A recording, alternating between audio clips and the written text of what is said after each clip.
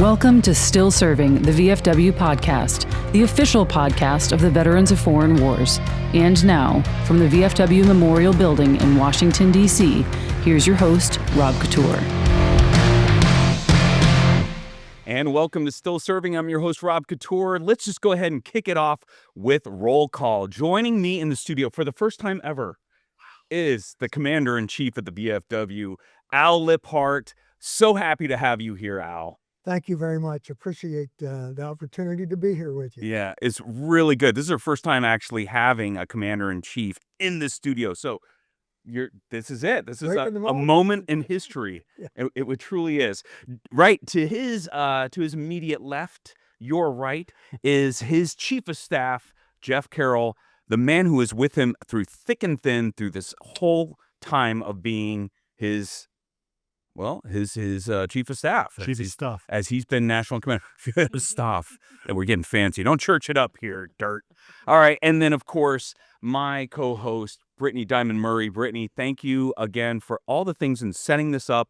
And, we have a very busy week. So I'm just going to go ahead and kick it back over to you and find out what we're going to be doing. What's on the agenda? What do we have there? What is on the agenda? Okay. So, as we already mentioned, special guest today. Glad you both are here. Thank you very much for making the time. We'll get into this, but it's a really crazy week. So old business, we are going to just chat with Al and Jeff about how the year has gone so far. So Al was elected our Commander-in-Chief last July. Yes, he was, and then installed on the 1st of August. So just want to check in and see how the year's been. Then we're going to move on to new business. This is what the big event, our legislative, our Washington conference that's coming up, which is also a very major legislative event for VFW, the largest of the year. And then we'll close out, per usual, with Good of the Order. With the Good of the Order, which, that will be a nice or the best surprise. Of the order, Surprise for all of us. It'll be a surprise for all of us. So let's go ahead and start. Al, opening remarks. I know you don't have anything written, but I just kind of want to hear from you as it's been very busy. What brings you here to Washington? It seems like there's an event. This legislative conference. Yes. Thingy. Yeah. The testimony. The Washington Conference. Otherwise Conference. Known as the midwinter for the VFW. Yeah. It's I was very happy to be made aware of the change last year that we've changed the title from Legislative Conference to the Washington Conference because I think the Washington Conference gives us more of an opportunity to come as an organization. And there's a couple of things that I have been saying as I campaigned and then went through the chairs as a junior and the senior. To the chief, I have been saying, don't be surprised if on a Tuesday I don't say, I want you to join me in Washington, D.C., because that was a very tenuous time we were going through, very uncertain about who was going to be elected and what the ramifications were going to be. And in my mind, I had visions of the 1930s. When the bonus army showed up, and so as we were looking at the Washington Conference for this year, that my testimony, the VFW's testimony is normally on Wednesday. Right. Well, this year it's on Tuesday. Golly, my Tuesday. There it is. And Jeff reminded me that that date was really cool, and I said, what's cool about the date? It's the 4th. Yeah. Well, it's March 4th. Okay. Oh. Let's welcome all VFW members. Look at that. Everybody that would want to come to Washington, D.C. and join us and walk the halls. And for an infantry guy, that's the perfect date. Yeah. The March 4th. Yeah. March 4th. And then for an Air Force guy, Let me tell you about rucking in the Air Force. Okay. Wait a minute. What? Rucking Air Force? What? I'm sorry for those combat airmen out there. I know you guys do. But for the rest of them. I've seen the way you guys rock when you're in basic. But anyway, back to you, Chief. So we when we went, we were on a roundup in membership drive in Ohio, and they shared with me that when they have the Founders Day, they want to make sure that there's hats in the crowd. Mm-hmm. Well, golly, since we got this March 4th, why don't we have hats in the halls? Yeah. Yeah. So we're encouraging to all VFW members that would like to come here, come on, you're welcome.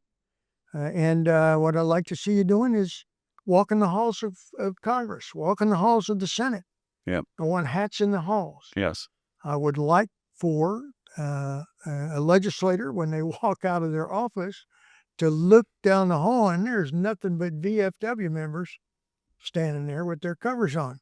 So the legislator can say, "What's going on?" Yeah. Right. That happened to me the first time I came to Washington for the legislative conference. At the time, was some lady stopped me in the hall and said, "What's going on? What's with all these VFW covers?" Yeah. Right. Exactly. So that's how we got here, and it was it has been a great start to preparing for the testimony, which we'll get to in a moment. Okay. I don't want to get ahead. Yeah, you want to get ahead. We want to stay in old business. We stay in old business, right? If we can. All right. Because I want to build up the anticipation that we have. Okay, so I can tell you a little bit about this. How my year started. It started. Oh, I'm sorry to interrupt though, Al. Before we do go further than how your year started, I want to kind of give some context for the people that are out there listening. Who exactly is Al Lipphardt? Like, the thing is I was kind of writing up a bio for you for your introduction. I realized, I don't know the town that Al was born in, and nor is it in any of his bios, but I know he's a native of Georgia. So, and then, of course, your eligibility. Oh, and he's shaking his head no. No. So I might have to fix that one over to offices and fix that. But let's I know. But let's talk a little bit about your background real quick, if you could, and then your VFW eligibility, because I think that's important. So I don't know how many people will visually see this, but when you talk about my background, I have a very lengthy background. Yes, because I've been walking this dirt for a long time. Lengthy. So, yes, I was born in Hamilton, Ohio. Oh, look at that. Near where the Vice President of the United States, he's from Miami, Ohio, and I'm from Hamilton. It's about, maybe 15 miles away. And Chris Haynes, who's the current council member from Ohio, is also from Hamilton, Ohio. So Hamilton is it's a pretty neat place. I was there, grew up, attended elementary and high school, and one of my brags for high school was I was elected the mayor of the city of Hamilton, Ohio. Mayor for one day. For one day. How do they do things in Hamilton? That's what I'm wondering. He was elected for longer, but they only gave him one. One day. Like, man, who's running this place? And I had, being a good politician, I had a campaign staff, and I went to a parochial school. We were required to wear a tie. I gained some recognition at the high school because of the way that I wore ties. The brothers required that we wear T-shirt, or we wear collared shirts. So I would wear a tie with a T-shirt. Could be a white T-shirt, because they just said wear a tie. No. Okay. So I'll follow you. So this is the Al we know. Okay. So yeah, Al we know. There is an indicator, right? Al. Yes, it is. Somebody who likes to. Who remember a baseball game we can talk about? Someone who likes to make statements. Yeah. So I didn't want to go to college. I wasn't a college guy. Immediately after high school, I went to work for Kmart, part of the Kresge company, where my mother worked for about 50 years. My brother was a manager for Kmart through the Kresge system. Two of my nephews worked for Kmart, and so I went to work for Kmart as well. Right. Family business. Family business. Right. And so the draft was going on then. Hmm.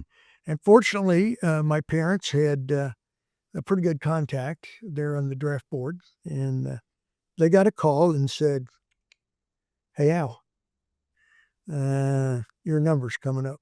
Mm-hmm. And I said, "My number's coming up. Sounds like I need to do something." "Yeah, you need to make a decision. Do you want to be drafted?"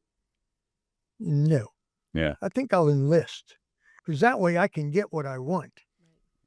Boy, how sorry was I. I just said everyone. Wow, I guess you did. Yeah, I was a clerk typist, Wow. and I didn't envision myself going out on patrol carrying a typewriter. It's just not my thing. Yeah, it's a little I'm heavy. an infantry guy. That's a little heavy. Those old brothers typewriters, I'm sure, were kind of heavy back then. Yeah, they were. Yeah. So when I was finished with basic and finished with AIT, drill sergeant came up and he said, "Listen, we really think you should go to OCS." And I said, "Well, you know, I've been through this basic thing, and I now have my MOS, which I hate. So, yeah, let me take the test." "Oh, you did great. You've been accepted. So, tell them what MOSs you'd like." And I said, "Okay, I would like to have a quartermaster, transportation, administration." They said, "Boy, those are all great choices, but they're not available." I said, "Really?" "Yeah, pick 3 more." So I did. I picked 3 more non-combat arms. Yeah. And again, man, those are good, but they're not available. We see where this is going. I said, "Okay, let's cut to the quick here. So tell me, what's available?" "Infantry." I said, "What else?" "Infantry." I said, "I take it that would be my third choice as well?" Yes. He said, "Yes." Oh, wow. Surprised they didn't offer up tanker. Yeah, no, they weren't putting me in artillery or tanks. Wow. Yeah, I was going in the infantry. Did they have tanks back then? Yeah, they were. Okay. They were wooden. They weren't bad. Wow. I mean, I don't think he was there at the founding of the VFW. I mean, come on now. Well, it's been rumored. See that little kid standing in the front? Wow. So I decided I wanted to be an infantry soldier. I wanted to be an infantry officer. It's one of the best decisions I ever made. I loved it. I loved it. I later on in life, after I got married and we had kids, I coached a lot, Mhm. and I love to coach football, and I love to get the new parents and maybe 8-year-old kids going first time playing football, and we'd have our parents meeting, and I said, I need to dispel a couple myths that I know you've been told. One of those is football is a contact sport. I want you to know it is not. And the mothers would go, "Oh, thank God." I would immediately follow that up with, football is not a contact sport. Football is a collision sport. Ah, A collision. this is absolutely true. Contact is like in basketball. Right? You made contact and you fouled. This is a little bit different. If your son likes to hit people, he's going to really have a good time, which I did. And so that's how I got into football. But Wow. yeah, I found the infantry to be very prideful, rich history. Again, when the last 100 yards belongs to us, and really a tremendous esprit de corps there.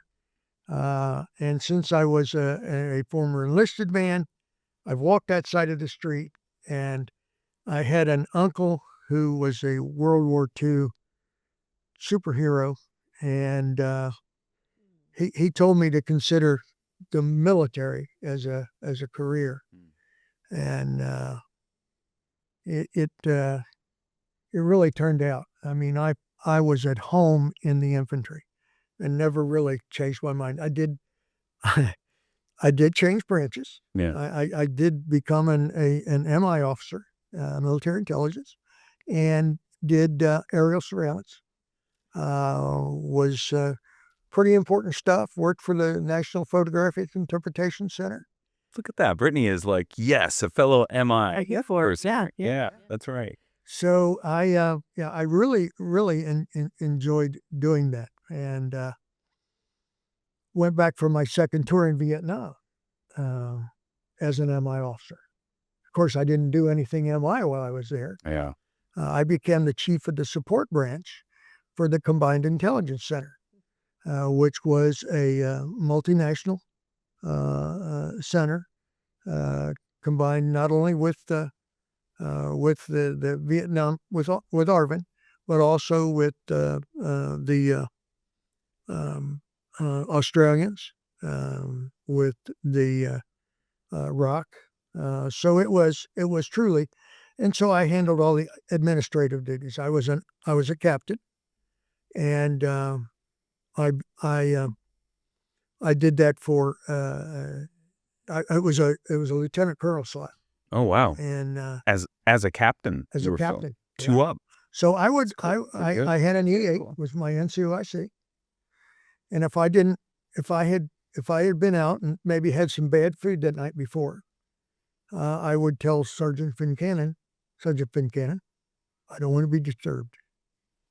And so when the colonels would come looking for me, he'd go, "I'm sorry, sir. Captain Lipphardt, he's unavailable right now. He's doing something critical for the colonel." Yeah. Good answer. So, which leads me to another story. Yeah. Of when I got back from Vietnam the first time. I was there in 67, 68. When I got back, decided I was going to stay in the military. When it came time for my PCS, they said, "What would you like to do now?" And I said, "I would like to go to Airborne Ranger School. I'm still fit." They said, "That's good." I'm thinking, I heard this before. Well, It sounds familiar. That sounds great. Yeah. Said, "But we need you back in Vietnam." Okay. All right. So now I go back to Vietnam. Yeah. It's when I'm a captain and did that other stuff. So when I came home, they told me I was going to Washington, D.C. and what I was going to be doing there. And I said, okay. So when it came time to PCS again, after 3 years, they said, "What would you like to do?" And I said, "Well, it sure as hell ain't go to Airborne Ranger School, because last time I told you, you sent me back to Vietnam. So I don't want to go there." So they sent me to Fort McPherson, Georgia, which is, my brother lived in Fort McPherson, or lived in Atlanta, and that's how Carroll and I got back to Georgia. Okay. Carroll, of course, is from Georgia. Yeah. She was my blind date, because in OCS, I had to have a date to take to the socials. Where am I going to get a date on post? Was that mandatory? Back then you had to have a date. I had to have a date. Well, if I go downtown, I'm probably going to get a rent a date. Not cool. Not cool. Yeah. So fortunately, Carroll was in nursing school. It was a Catholic nursing school, and the nursing school supported the infantry OCS by providing us with dates. And so Carroll came down the stairs. It was my turn. That was my date. And you just had an anniversary? And we just celebrated our 58th wedding anniversary. It's cool. Yeah. She was the next one up and down the stairs. Down the stairs. And the guy I was sitting next to, honest to God, I said, "That's my future wife." Carroll says, "There ain't no way." That's what I said. I love And it this just worked out. story. Yeah. And it's been fantastic. It really has. So That's so That's cool. like amazing. I love that. yeah. So we have 2 kids. Both our daughters are married. I've commended my son-in-laws for how smart they are because they chose my daughters. Yeah. Now my daughters, I'm saying, I really think you could have done better. You know how we're recording this. We want you to cut that part out. Down in front of us. This won't be a surprise. Yeah. Okay. All right. So that's how I got from Ohio to Georgia. I was assigned to Fort Gordon. Came back, was assigned to Benning, and then went back to Vietnam. Then came back to Benning from Washington D.C. and not Benning, but McPherson. Yeah, McPherson. That was my last. That was my last duty station. I was a reserve officer, which I knew I was, but reserve officers serve at the pleasure of the president, and so I did 2 tours in Vietnam. I went to Israel during the October War of '73. And what would you do there? Was that as an advisor? It was, I was. Just some sort of position like that? See, how can I say this? I was responsible to interpret imagery from one of the Middle Eastern countries. Okay. And I was looking at it and I said, the tanks are all gone. What do you mean your tanks are all gone? As in there ain't there. No, surely there must be, we must have just missed imagery. Now, you covered the whole country. And there ain't anywhere, they ain't in that country. Really? Yeah. Well, then they addressed it to the Israelis and because now we had film of the Egyptian tanks. Ah. And the Israelis said, all those tanks are disabled. They're no good. I'm looking at them. They look like tanks. Matter of fact, they look pretty darn good. Well, so I was sent to Israel to verify Okay. the Israelis' comments. Wow. And that was kind of interesting. I had no orders. I had civilian clothes only. I had no ID. You weren't there. I had $2,000 in cash. Yeah. But I was a tourist. Met every day by Israelis in uniform. Okay. Brought back every night by the same Israeli military. So, yeah, it was a good scam. But they weren't buying it. I wrote Carroll every day. I was there for about a month. I wrote Carroll every day. She never received any letters. Oh, okay. So it was kind of a wild time. Yeah. It was a great experience. But Sure. I say that to say this. When the rift came, Ah. I'm going, and I missed the first rift. Yeah. For people out there, just to be clear, when he says RIF, reduction in force. I know that it's been an acronym that's been thrown around a lot lately. Yes. And so I'm glad to know that someone here has experienced a RIF firsthand. Yeah, it's not new. Yeah. It's not a new concept. And so when the first round of rifts came out, the bottom third of all the reserve officers, captains, were riffed. So then the next year there was another round of rifts. The next third went, thinking, this is not sounding good. No. So I called Department of the Army. And I said, so as far as the rift goes, where do I stand? He said, I'd plan my next duty station pretty carefully. I said, what are you saying? He said, you're going to be on the next list. I said, there is a next list? He said, oh, yeah. Wow. It's coming. And so I chose Georgia because that's where my brother was. But I'm thinking, let's see. I did 2 tours in Vietnam. I did pretty good while I was there. I'm a pretty good infantry guy. Mm-hmm. I'm a pretty good intelligence officer. I worked for the DCSI, Deputy Chief Staff Intelligence, at FORSCOM headquarters. And you guys are telling me to take a hike? I think I got all this experience. What are you looking for? Yeah. We're looking for regular Army officers. That's my ring number. Oh, yes. Yep. So I asked Carroll, I said, do you want to move back to Ohio? She said, well, do you want to move back to Ohio? I said, no. The only thing I left there was my mother. And she can come with us. So I said, do you want to go back to Columbus? She said, no. I said, well, why don't we just go back to Fort McPherson, where my brother is? We'll have family there. So that's how I got back to Atlanta. Okay. And that's where we've been ever since 1976. And a lot of changes in Atlanta. Sure. I don't think I was born then. There's more people. I was. In 19, I was about to say. That was 1976. Yeah. Then I went into the reserves for 3 years because I wanted to stay in the military. Sure. Yeah. So I become a company commander for an intelligence group there at Fort Gillem. I did it for 3 years because that was my obligation. And at the last day of the third year, I went to the colonel and I said, I need to see you. What do you want? I said, I'm here to tell you I quit. He said, Captain, you can't quit. I said, I can. He said, you have an obligation. I said, yes, sir, I do. It was for 3 years. Guess what? Today's the day. I'm done. It's the day. And I went home.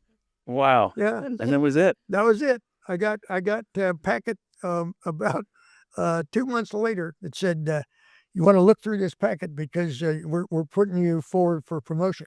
I had never been passed over for major. I was a captain for 8 years.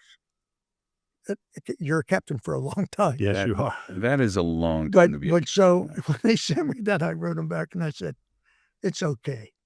I have other employment now. Could. So I left. But Well, that was the Army. that was your Army career. Yeah. Yeah. Interestingly, I was born in Valdosta, Georgia. Yeah.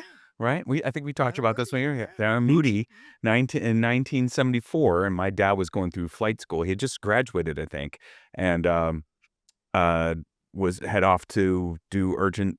Was that Urgent Fury? No, not Urgent Fury. Sorry, Frequent Wind. Okay. So he went to go be part of that because he did the baby airlifts portion. If you remember that part of the very tail end. I mean, the war was pretty much over at that point, and we were doing a lot of evacuation. So. But that was it. We were in the same state at the same time, at least. I went through a number of times earlier in my service. There was Frequent Wind. That was another. Well, you know what? The food was very different back then, and Air Force beans. There was a lot of beans in the rats. Yeah, I'm sure. So where do we go from here? I think this is what's good to know is. And I wanted to jump. This is leapfrogging way ahead. You did end up getting. I know this because, and I'd be remiss if I didn't mention combat infantryman's badge. You received the Purple Heart. I'm sure that's a medal not a lot of people want. Yeah. And also you got a Bronze Star with Vitavice, Bronze Star for service. And then you have a few awards that came from Arvin, Right. as they were handing them out. So this is, as a lot of people say, you're the real deal. There's a person that's seen combat. And I would say, in the last 20 years of conflict here, and there's a lot of folks that can relate to that because there's a long dry spell, if you will, with the pop-up conflicts being, we just mentioned Urgent Fury right there in Grenada, and then the invasion of Panama, and during the Persian Gulf War. But really, in earnest, the experience of combat has come from the last 20 years, or 25 years now. Yeah, 24 years. So we're getting close to the for what that would be, 25 years since the beginning. That'll be next year. It's amazing to think that, but Your mental math is amazing. yeah, I know. They weren't asking me to do that, the test for OCS, that's for sure. But I say all that because you double over, triple, quadruple, however you want to put it, qualified for the VFW, but you didn't join the VFW right off. It was much later in life that you did. Could you kind of quickly share how you decided that this was something that you want to join? The quick answer is I missed the camaraderie. Mm-hmm. But before I missed the camaraderie, I was pretty angry with the government. So I didn't want to join anything. I wanted them just leave me alone. I had issues, and I had anger issues. I did not do drugs. I did not abuse alcohol. I was a workaholic. As an example, I owned and I began a business doing custom picture framing, and there was and I joined Rotary. Was invited to become a Rotarian, which was I felt very, very honored because that's not by application; it's by invitation. So, and that's a service organization. So, as I was doing that, I started this business of custom picture framing, and what I would do is it was all word of mouth because I didn't own a store, and websites were not really very prevalent, so it was all word of mouth, and I was selling electronic components at the time. And when I was in the conference room, this is when the Olympics came to Atlanta for the 100th, and they brought some pictures in. And I said, well, those are pretty neat. If you don't mind my asking, how much did you pay for those? And they told me, and I fell out of my chair. And I said, I got a deal for you. What? I said, if you'll buy the material, I'll frame them for free. Really? I said, absolutely. He said, you sure? Let me make sure I'm clear. So if you need 11 feet of wood and I have to buy 20 feet, you're paying for 20 feet. And I'm using whatever's left for whatever I want to do. You need a piece of mat that I don't have? Yeah. You're paying for that sheet of mat. And even if it's an 8x10, I still get the sheet for me to do with whatever I want. But my favorite was, if you need glass, you have to buy the whole box. Now there's only 6 pieces of glass in a box. But the reason I'm smiling and I say I like that, I sucked at cutting glass.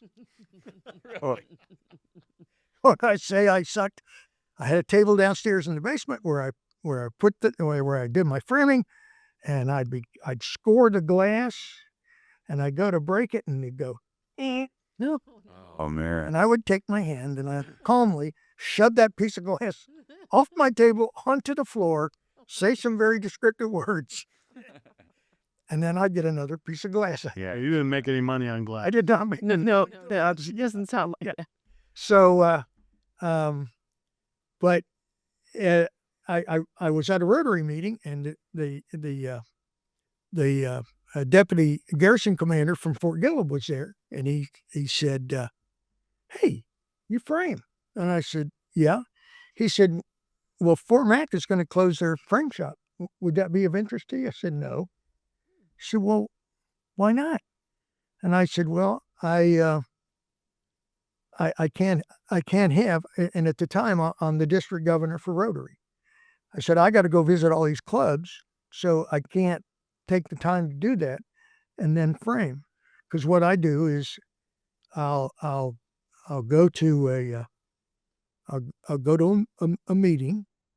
I'll go pick up material for yesterday's job, and then I'll frame that night. And in the morning, I'll deliver it, and we'll go to step 2 and step 3. It's just rinse and repeat. Yeah. He said, okay, I understand that. So a year later, I'm at another Rotary club. I visited all the clubs already. He said, we're going to close that shop at Fort Mac. And I pointed to the sky.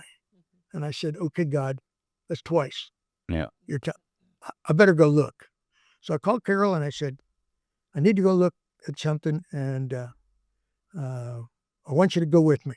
And so she came with me, and we walked in the door, and I went, man.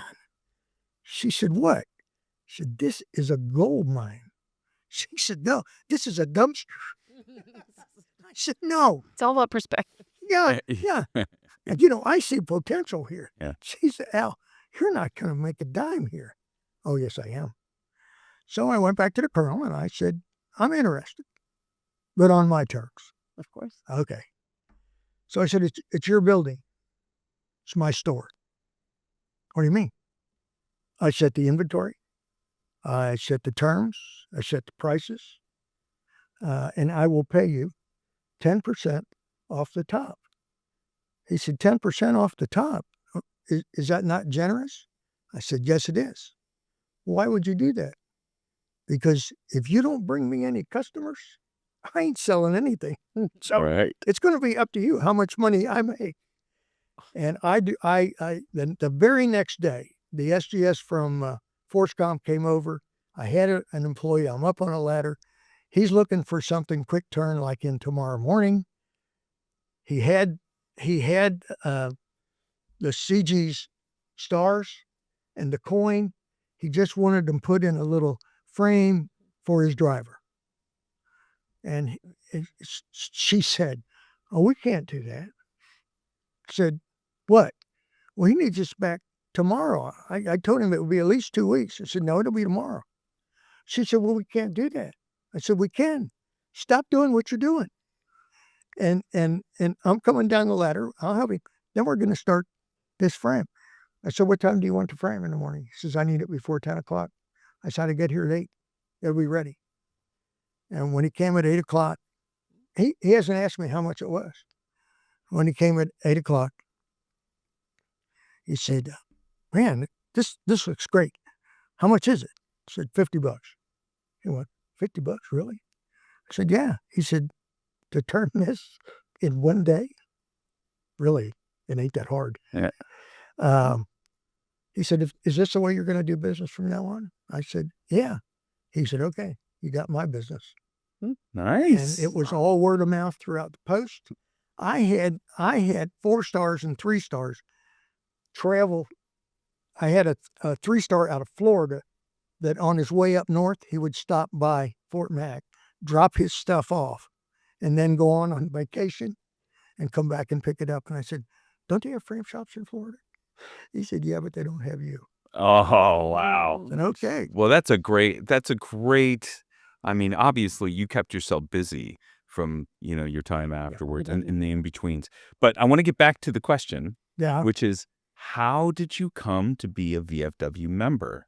And why so late? It sort of tied into that story. Okay. Because I was invited to a VFW meeting under the pretense of all these guys would like to see your shadow box. So, okay, I'll come. Now, he didn't say anything else. That was it. So I got to the meeting, and I'm sitting there, and I'm listening, and I'm meeting people, and these are all good guys I'm meeting. And the district commander came over, and he said, Al, we're trying to form a new post here. I said, oh. He said, do you know how many members it takes to form a new post? I said, I have no idea. He said, 25. 25? Oh. So you know how many members we have? No.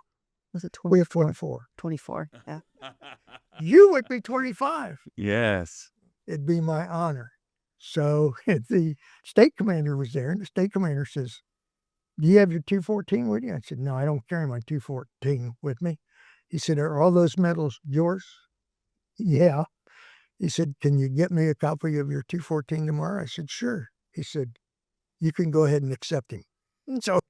So I was the 25th member, got to be a charter member of the post. That's how I got involved with VFW. Okay. Cool. Okay. And how I got really involved was I was having issues, health issues and Agent Orange related. So I went to the VA for my Agent Orange intake, and she said, well, while you're here, do you suffer? Can I ask you some questions? I said, sure. Do you suffer from PTSD? I said, no, I'm fine. She said, well, let me ask you some questions. I said, okay. She asked me about 4 questions. She stopped. I said, what's wrong? She said, well, sir, I can't prescribe medication. I said, what are you talking about? She said, oh, you have issues. I said, really? Oh. She said, yeah, you have anger issues. Really? She said, yeah, we're going to schedule you an appointment with a psychiatrist tomorrow morning at 8:30. Well, that sounded urgent. Exactly. It was urgent. Yeah. So okay, I agreed. I'll get in a group. So I got to the VA hospital at 7:30 for my 8:30 appointment because I didn't want to be late. 8:30 came and passed. Got no doctor. 9:30 came and passed. I still don't have a doctor. 10:30, this guy shows up. He walks in the door. I'm sitting there like this. He said, Lipphardt. He said, follow me. Okay. So I followed him out. We went to his office. Now we walked in his office like this. That's the door. That's where we walked in. He came all the way back here to his desk and sat down with his back facing me. And he started typing on his computer for about a half hour. So now it's 11 o'clock. And he said, hi, Mr. Lipphardt, I see you're here for anger management. I said, yeah, that's what I'm told. He said, well, what are some things that make you angry? I said, doctors who show up 2 hours late for an appointment. Right. That's what I'm thinking. So he turned around and he looked at me and he said, you're angry, aren't you? I said, yes, sir. He said, well, do you feel like hurting someone? I said, not yet. Okay, we're going to put you in a group this afternoon. So you need some help. So that's how I got help with the VA. And it was, again, on a fluke. But my life has been a fluke. Everything I've done is by divine providence. Yeah. My wife, my entry into the infantry, my survival in Vietnam, my career, just everything. And it is truly, as I campaigned for, I had no intention of being the commander-in-chief. I'm Al. So this is it. Yeah. If you like me, good. If you don't like me, that's okay with me. I got other friends. Yeah. And so when I started campaigning and people would ask me, Al, how do you think your campaign's going? I said, I think it's going fine. Now, what do you think your chances are of being commander-in-chief? I said, I have no idea. It ain't up to me. It's not up to you. I said, no, it's up to him. I said, if he wants me to be commander-in-chief, I'll be commander-in-chief. And that's how I campaigned. And that's how one of the things I covet above all things is integrity. Yeah. You can ask me a question, I'm going to give you the answer. You can ask me that question 2 years from now, I'm going to give you the same answer because it's the only one I know. I don't have to make up stuff because I remember what I said. And that's what I expect VFW members to treat people, to treat their comrades, but to treat all people with respect, because we are all related. And we may not understand that, but we are. And the way I term it when I was campaigning, I said, I checked your genealogy and I checked mine. And what I found out was we're all related. I'm related to you. I don't know which cousin I am, but I know I'm one of them. And how do I know that? Because as I went back through the Bible, I came to the beginning. And I want you to know who my father was. My father was Adam. My mother was Eve. Just like yours. So we're all related. I was created by God. I get that. But my father was Adam. And Eve was my mother. That's why we need to treat each other with respect. And I've tried to stick with that. The other thing that I stick with is integrity. I value that above all else. Again, I want us to get the values that we learned in the military. We need to get back to applying as individuals. I got into this to become the chief because I did not see any passion from others to match my passion. Mm-hmm. People say I have a lot of energy. That's a relative term.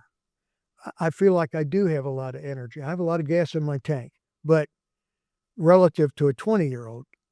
And so this will get to another story here in a minute. But he has stories.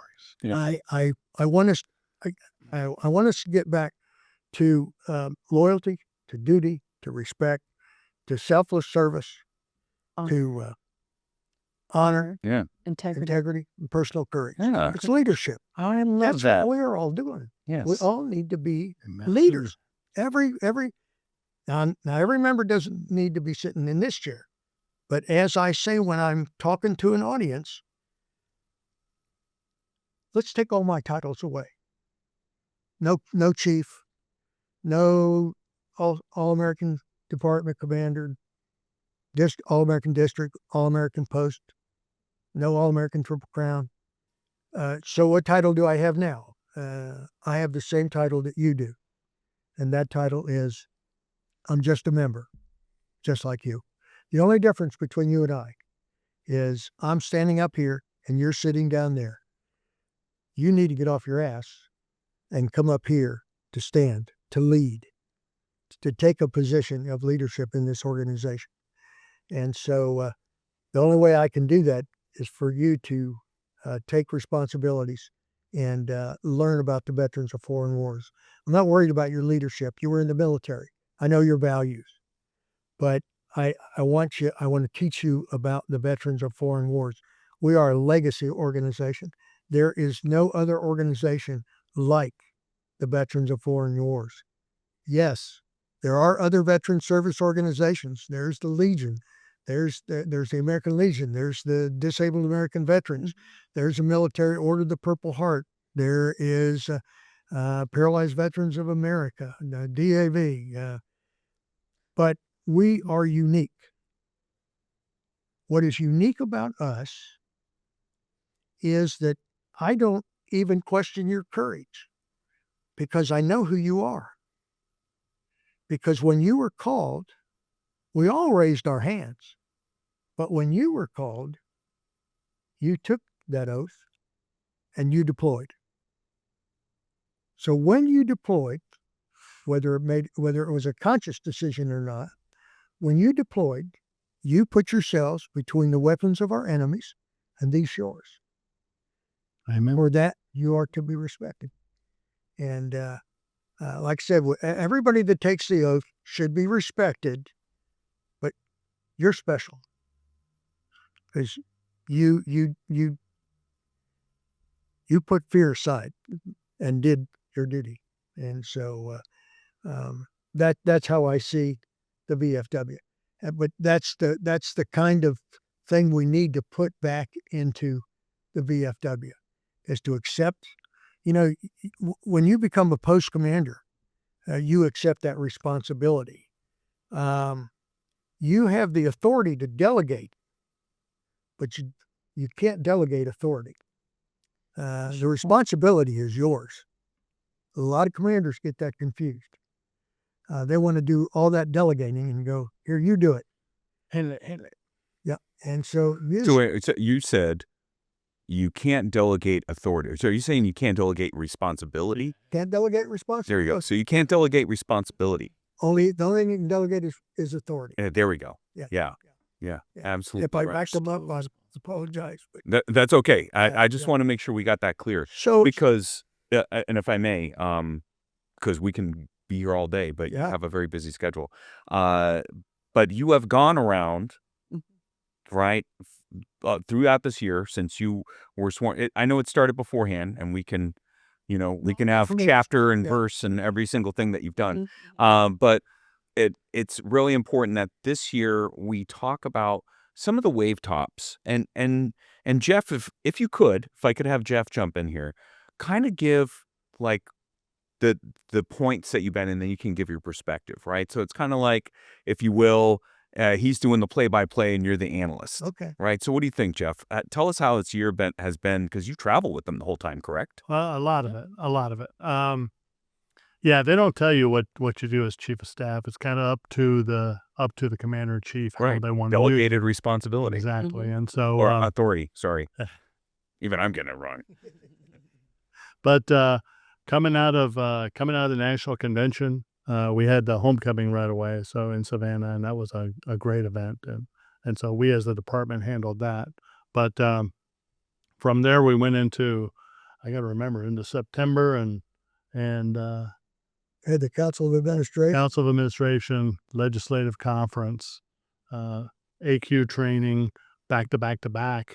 And then we came back and we went to Founders Day in Ohio. What is such an amazing job of recognizing the founding of the VFW. It was truly a neat experience. I think that was definitely a high point. Came back from there. Where'd we go? We went Founders Day, and then we went to Italy. We met with went to Aviano, went to It's up. Vincenzo. I remember that. Yep. Yeah, we took a few days at the end, personal time, and went to Venice and Florence. That was neat. Got back from there, and immediately we landed at about midnight on Tuesday, and Thursday he went to the Big Tech conference. I went to my own state fall conference. Right after that, we went to up to the Eastern Conference. Met with Purple Hearts United, Reunited. Neat program. I hope the VFW gets involved with that. Came back, went to the Southern Conference in Nashville. From there, we hopped in my truck, and we did about 3 trips across Tennessee. We drove over to Johnson City. We toured 3 or 4 different posts there that were damaged by Hurricane Helene. Mm-hmm. Then we came back the next day, went to Fort Campbell, met with the units there. Got to go down to the Redneck Riviera and be on Pete Hegseth's salute to veterans. Oh yeah, That's right. Chief was on there. Yeah, I remember hearing that because he had some remarks. Ryan was having a hard Yeah, I heard that Pete had some remarks on the Sean Ryan show and some other things that come up, and he had just been selected. And this, from what I understand, the story goes that he was up there, and then somebody said, "Well, it just so happens that we have," and you probably it was John Rich. It was John Rich. He said, "Yeah," and who owns the Redneck Riviera? So he was like, Right. "This is my place. You can be." He said, "I guess I live in one." And it was like he said, "Well, who we have here is the Commander-in-Chief of the VFW and the Commanding General Oh. of the VFW. the Commanding General." Wow. Okay, Which is great. that's amazing. But So yeah, then we headed back out. We went over to North Carolina. We toured 3 or 4 different posts. Went to saw a lot of posts really, really working hard to take care of their communities, take care of other veterans. We were in the I think Black Mountain Post, where they had water built up in the basement of their post, and they hadn't even looked at that because they were so busy taking care of other people. right. So we went there. We went to Travelers Rest, South Carolina, and the state commanders were there all the way with us in all these. That's amazing. Visited. Then we went to Augusta with the Georgia commander and toured some posts there. So we did all that. Came back. Jeff, That's- if I may interrupt. So when you were in Tennessee, North Carolina, you saw a lot of these places.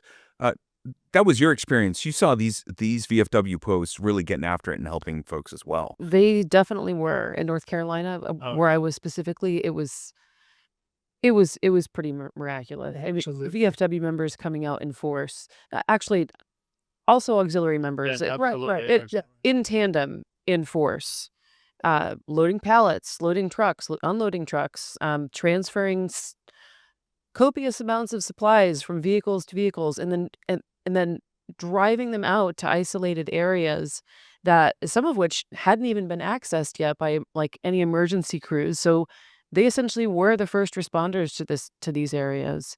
They came in complete with chainsaws and gas and whatever else they would need to get to these folks in isolated communities to bring them, to bring supplies to those local VFW posts so they could be distribution hubs essentially. Yeah. And ensure that veterans in those areas are being taken care of, and they were even taking out toys for kids. Yeah.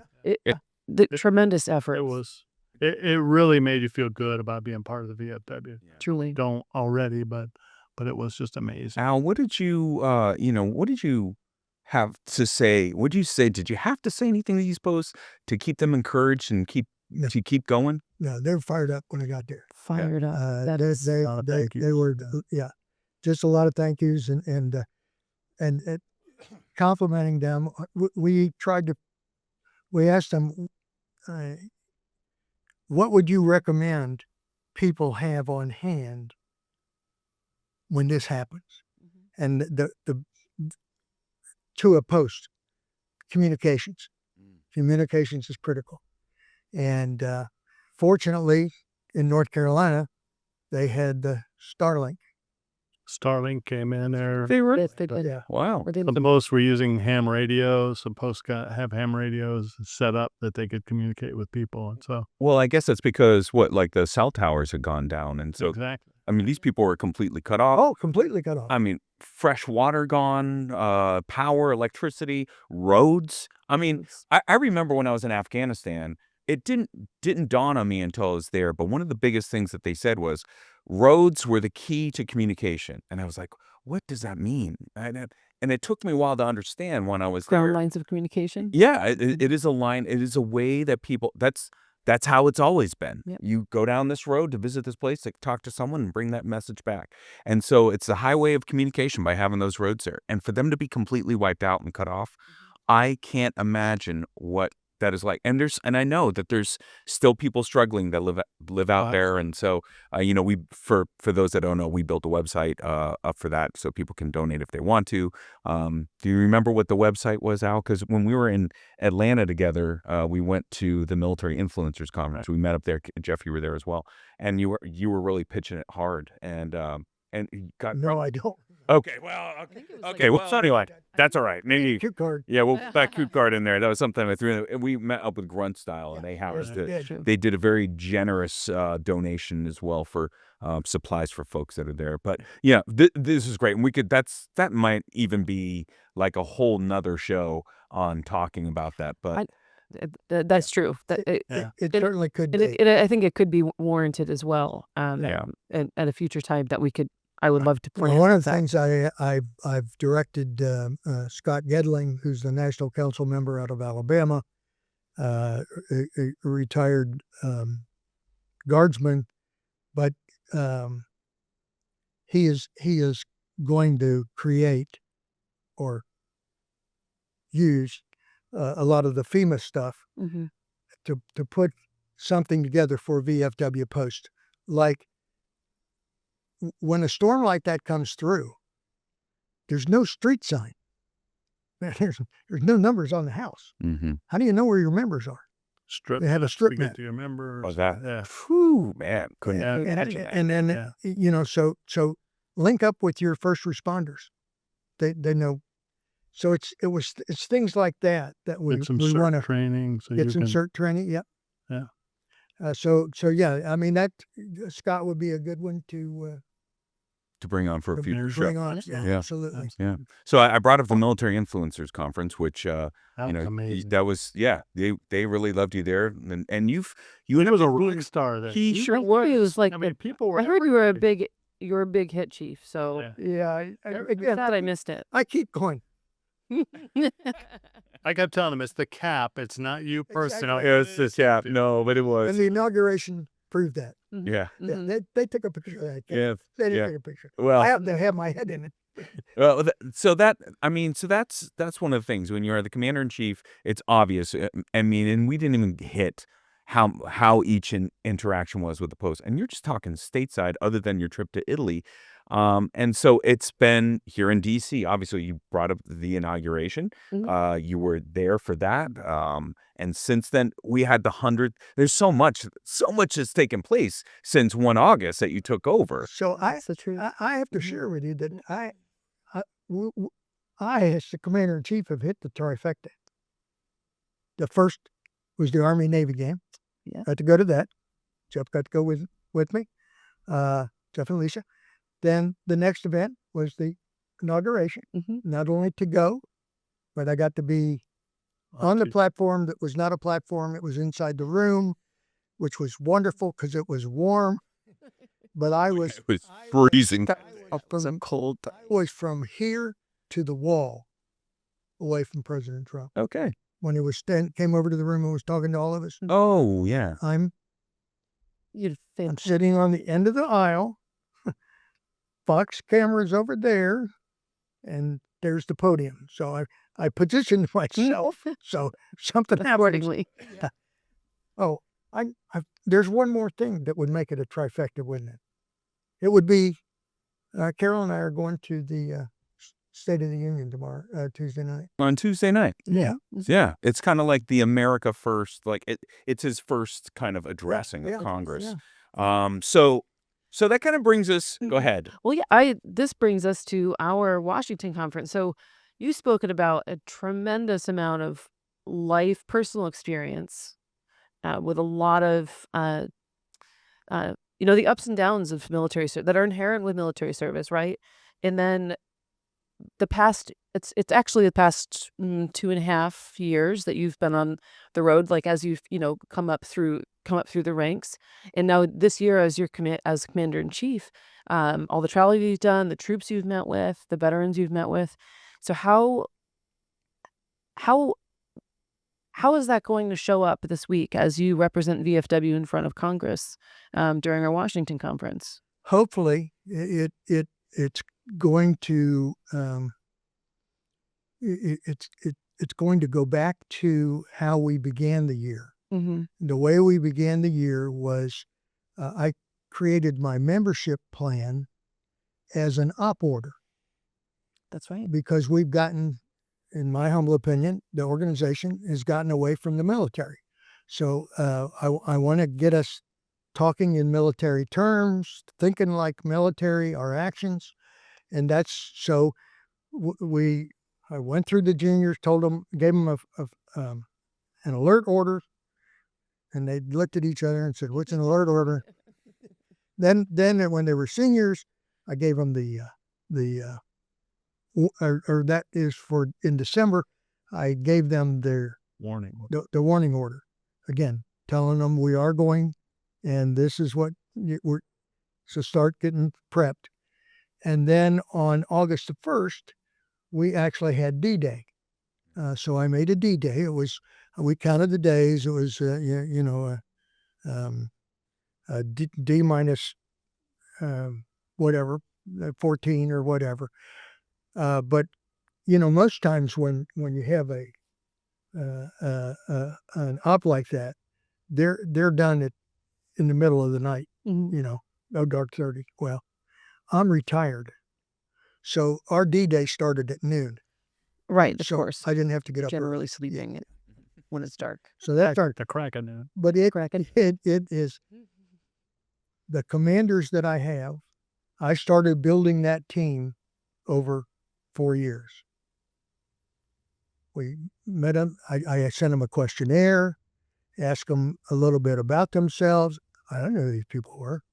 And Patton said, you don't go to war with the army that you want. You go to war with the army you have. And I want to know, what army do I have?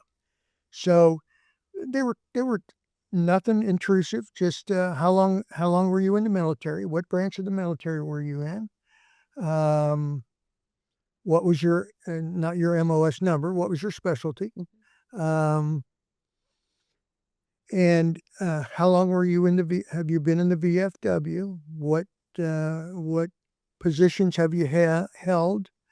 What positions in the military that have you held that you were supervising, or what did you do for a living, and those types of things. And it was amazing. First off, I am a jokester. It really started with the when we were at the National Home for the junior vice and junior auxiliary presidents. We're there together, and I had caught a laryngitis. I had a pretty good case of laryngitis, and so what I told them was that as I've traveled around campaigning in this, I really feel like I'm getting younger. I'm drawing energy from the audience, and I really do. So I've got all this. As a matter of fact, I feel like I'm getting younger. As a matter of fact, you probably heard my voice cracking. Right now, I think I'm in puberty. And who knows? Before I end as commander-in-chief, I might be in diapers. But that depends. Well, Al, are you like the Benjamin Button of That's the what I was VFW? thinking. It was, yeah. Yeah. What are we referencing here? That's the transit. Yeah. So that's how we began the year. But we didn't begin it on August the 1st in 24. We began it in July of 2022. Yes. That's when we really that's began true. it. And so that's been the key. We set a membership goal of 102%. And there are a lot of angst. Oh man, I don't know how we can do that. Well, you have 150,000 people in your state, veterans who are eligible, because we got it. We have statistically. And you've got, it looks like you have maybe 10,000 members. So you're telling me you can't get another 2 members to get you to 102%? Yeah, I don't want to hear it. So what I've been preaching is even from last. So it's not a matter of can you. It's a matter of will you. Okay. You have to get off your ass and go to work. But it's out there. And my commanders total 763 years of military service. They have over 550 years in the Veterans of Foreign Wars. So I told them, stop calling me with questions. Y'all got the answers. Just talk to each other. Yeah. Exactly. And they are. They're working together. And we're all working for the common goal. And so that brings you here for the Washington conference, in which you're going to be here. And we're back to that. Yeah, we are. I mean, the thing is, it's, we kind of say this for our new business, but I think it's important for those out there to understand the prep work that goes into this and really what you plan to deliver for your testimony on Tuesday. Okay, so the founding of the VFW was on 2 principles in 1899. Take care of the veteran, surviving spouse, and orphan children. And the second one was to advocate on their behalf. Nobody does it better than the Veterans of Foreign Wars. So in continuing to advocate, we have priority goals. We have a national office in Kansas City. We have a national office in Washington, D.C. Our national office in Washington, D.C. is our intermediator with our legislators, and they do a great job. They know the tone of what's going on at all these legislative offices. They're asked to testify, to support bills, to bring suggestions to the legislators on issues that we think need to be addressed. And so things that I'm a jokester. Sure. Until I'm not. Yeah. I'm not. Well, I'd be remiss if we didn't mention the fact that it's resolutions that are passed that drive what we do here. Exactly. At the and it just bears repeating. And the reason why is because I'm sure there's a lot of people that are going to be watching this because they know our commander-in-chief is on this one. Well, who's on? Oh, the chief's on. Better watch this one, right? Mm-hmm. And so they need to know that we're not just out here, flying, blind or in our stovepipe of excellence in this white building on the corner of 2nd Street and Maryland Avenue, but that we're actually doing work on behalf of resolutions passed at our national conventions from our delegates from all 52 areas within all 52 departments in the VFW, to include people from our Council of Administration, our commander-in-chief, his staff, and the immediate past commander. And so when we have you go over there on behalf of all of us and leading our organization to be the voice of not just the VFW veterans, but veterans across the entire spectrum, right? That this comes from a lot of hard work that's put in, a lot of vetting, and we are doing this because we know we're representing what our members are saying. And when you talk about resolutions, I think there's confusion within the organization.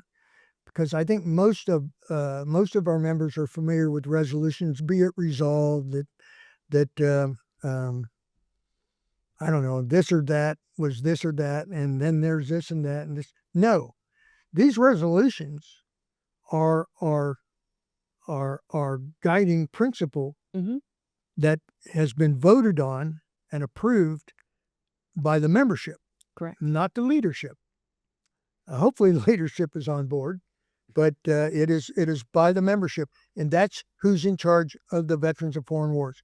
If there's one thing that I could get out to the membership, is for them to understand how powerful they are. I get it. As an individual, you're not. But when you get active in your post, when you get active in your district, when you get active in your department, and your departments get active with other departments, and other departments, we become a powerhouse. It's the truth. We are not 1.4 million members. That may be our membership. But what's forgotten is many of us have families. Many of us have spouses. They're not necessarily VFW members or auxiliary members, but I guarantee you what they are. They're voters, and they vote. And So we represent all 18 million veterans and their families. We don't just represent our membership. We represent all veterans. Great. so We'll advocate for all. my responsibility, I see my responsibility. I look at it. I know I look at it a lot differently than others have. When I was a unit commander, those people that were in my unit were my responsibility. Not only for their, I was responsible for their lives. This was not my business. I wasn't responsible for their livelihood. I was literally responsible for their lives, and I take that. I may not know the names of all 1.4 million members, but I feel the responsibility that I have to them to do the right thing, to say the right thing. When I speak on behalf of, first off, there's only one voice in the Veterans of Foreign Wars, and that's the Commander-in-Chief, the sitting Commander-in-Chief. I take that responsibility very seriously. And I feel like I know I have with my commanders and with the council members. I've earned their respect. Is not given. Respect is earned. And I feel like I've gained their respect. I've earned their respect, and they know that I'm not going to do anything to embarrass or belittle them, or I'm going to do what's right. Now, I didn't say I was always going to be nice. There's never a wrong time to do the right thing. So if somebody passed up an opportunity to do the right thing, I might call them out on it. Because again, we owe it to each other. Yeah, Be the best. I remember this as being a young NCO that was instilled in me, that if you walk past a piece of trash and your soldiers are there and you don't pick up that trash, you just set up a new standard. You set a new standard for them. Trash is And so you acceptable. just do. That's what integrity is. Because they may not be with you, and I brought that up example, but they could be watching you. Yeah. And you never know who's watching you. And so you're always there. You should do the right thing as much as you possibly can, even if it is uncomfortable, right? Yeah. Oh, absolutely. And having that, we That's talked the about basis of personal integrity. courage Yeah, to personal say courage. things that maybe not a lot of people would like. The easy thing is generally not the right thing. Mm-hmm. Exactly. If there's one thing that I really would appreciate from the body, is stop reading into my messages. There is no interpretation needed. I've used small words. You should understand them all. Well, I don't know. I would have to say asinine is kind of a large word, but anyway. It is 3 syllables. It's a heavy hitter, though. So, yeah, but it was in the dictionary because I had to look it up. Would you say, I Brittany? said it's a heavy hitter, though. Yeah, that's true. As It we is. found Yeah. out. Yeah. As we found out. But, Yeah. I was like, I've shared this before. If you ever start Googling Al Lipphardt, right? Just start typing that in. It'll say Al Lipphardt, political party, Al Lipphardt, who do you vote for? Al Lipphardt, like, Yes. you have confused Very- so many people Yes. who have tried to put you in a box. Yes. Yeah, that's. But that's good that they don't.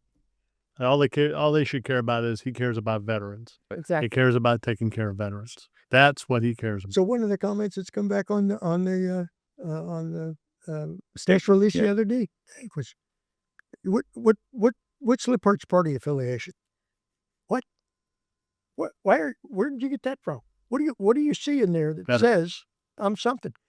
If I have a party affiliation, I'm a member of the Veterans Party. That's it. Yeah. Yes. That's it. You're And if it's in the question in the prep, we're going over things that may come up. We're going to talk about the priority goals, the 5 or 6 that we have, and we are going to talk about.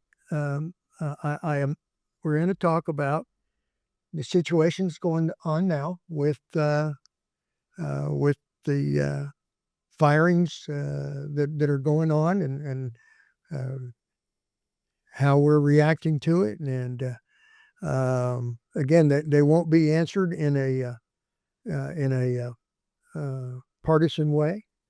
These are veterans issues, and we want to address them as issues that veterans have that Congress needs to be part of. Now, we do make. If you remember, Rob, when we had the press release out here at the legislative conference in September. Yeah, the press conference we had. Yeah. Yes. Oh, Yep. yes. And Leading the way again. Yes. and we said making up this shortfall. The It's budget. it's The not an budget ask. shortfall that was there. Right. Yeah, Exactly. It's not an ask. And that's what we're saying about honor the contract. This is not an ask. You must honor this contract. Yeah. Because we did. Absolutely. held our bar We end. can't take it back. I think one of the things that's really important to understand is when you're talking about honor the contract and you say, hey, your part of the contract is to, giving a little bit away here, by the way, but part of the contract is to ensure that you've given the VA the resources and the staff to fully meet your obligations of our benefits and care. And so, yeah, sure, we can all talk about, what that looks like in reducing the federal budget and all those sort of things. But in order to get the care that we need, the people that are essential employees to the VA need to be able to focus on providing that care to veterans.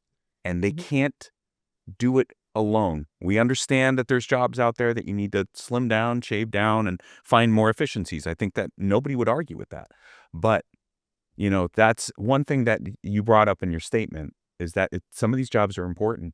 And you can't just arbitrarily cut them all just because they are, In some algorithm. right. Exactly. Yeah. It can't be indiscriminate. These aren't numbers. These are people. Mm. When years ago when I'd get upset with the organization because, membership's been hounded. When you become the chief, you become a lot more aware of how important that is. But I said, I am not a number.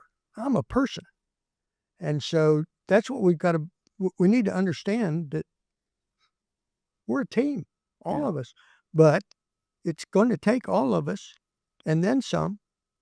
That's why we partnered with Ground Style and people like that, and talking about, one of the partnerships with Ground Style is because of the different things that they're researching to treat PTSD, and they're not in the PAC Act, but you know what? If it looks like it's potential, let's fund the VA so they can do the research and find it. And I'm not talking about doing the research 6 years from now. This needs to be done now. Yeah. It's needed now. All through the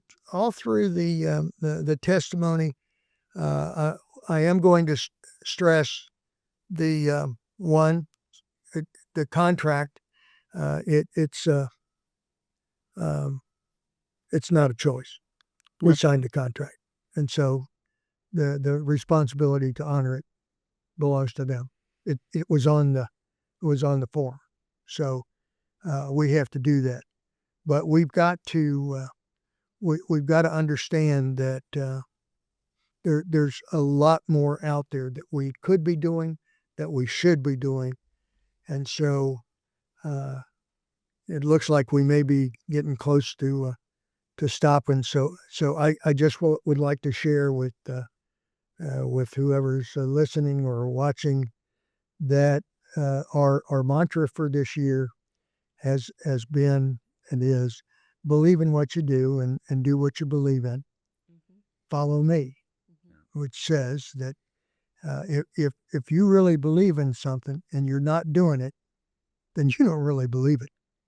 Bingo. And if you are doing something and you really don't believe it, you're not going to do it well. But in order for people to follow, you have to lead. You have to be the first, be the front. And as I like to say, if you're looking for me, look to the front. That's where I'll be. Unless we're marching. Then look to the back, because that's where I'll be. That's where Al will be.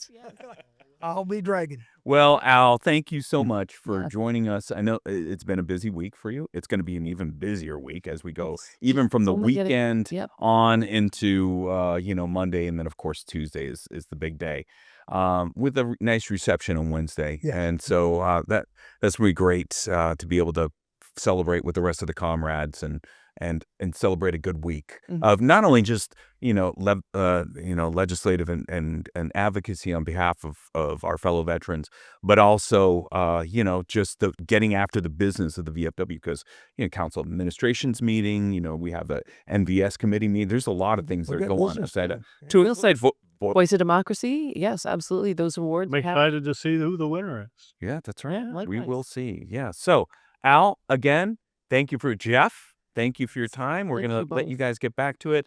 And for all you out there, just remember that when it comes to the VFW, we are still serving. Thanks. Take care. Thank you for listening to Still Serving, the VFW podcast. To get the latest news and information from the Veterans of Foreign Wars, make sure to follow, like, and subscribe to us on social media at VFW HQ, on Facebook at VFW Fans, or visit our website at vfw.org.